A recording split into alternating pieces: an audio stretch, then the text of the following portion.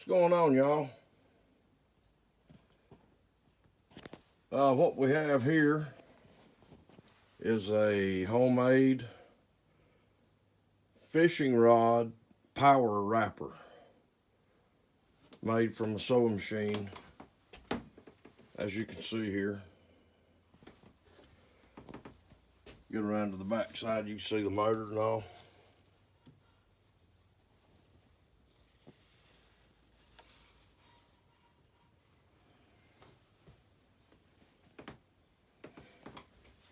And what I did here, I took this PVC coupling and screwed it to this part. I used a rubber washer in there, drilled and tapped 3 holes, put these screws in for a chuck. That goes into the handle of this one, and I've got another one made that'll fit right onto a rod when you're building one from scratch and not redoing one. I made this, it was a hand wrapper that I used out of wood. These stands, they hold the rod. These right here, those wheels come off of a sliding door assembly, a hardware kit you get at Lowe's. I took them off, took a rat tail file and concaved it, and then put these O-rings on it, rubber O-rings, so it would move freely. There's the front one.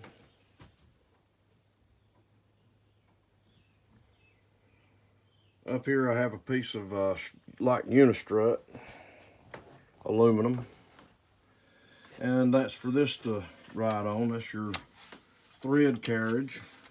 As you can see here, this one's set up for 2. These work pretty good. And this thing will slide fairly easy. You can loosen the wing nut and it will slide where you need it to be, and put your thread on and you can do your wrapping like that. That's right. We're here at the Institute for Technology here in Southwest Fields, where we come up with all this groovy stuff.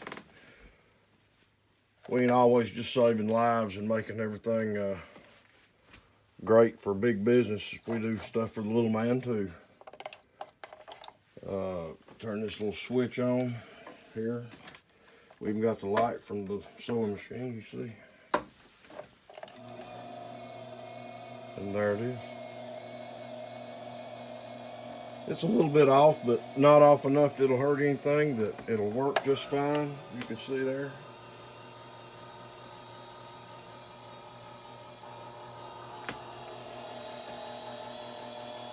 Pretty dang clever, ain't it? I think Mudhole and a few others make one of these power wrappers right here, and they ask about, I don't know, $200 to $300 or $400, I guess. Price would go on up, but then that's not a bad price for one. But if you've got an extra something laying around like this and you want to get involved in making some rods, doing your own wraps and your own stuff, and you got any tools and a little bit of engineering, you can come up with this. It's not very hard. Yep, that's right. How's it going? Good to see y'all, YouTube listeners. But yeah, this is a little hobby I took up back several years ago. A friend of mine, Bob Rock, from up in Northern Virginia. Down, got a place at Holden Beach, North Carolina, where I got a place. Ran into him one time, and we started fishing together. He's about an arrogant asshole, but he's a good old boy. I like him. Good fisherman. Yeah, I remember the time we met was down there in the fall of the year, and I stopped in this restaurant, and there was a Ford pickup truck outside with camper shell and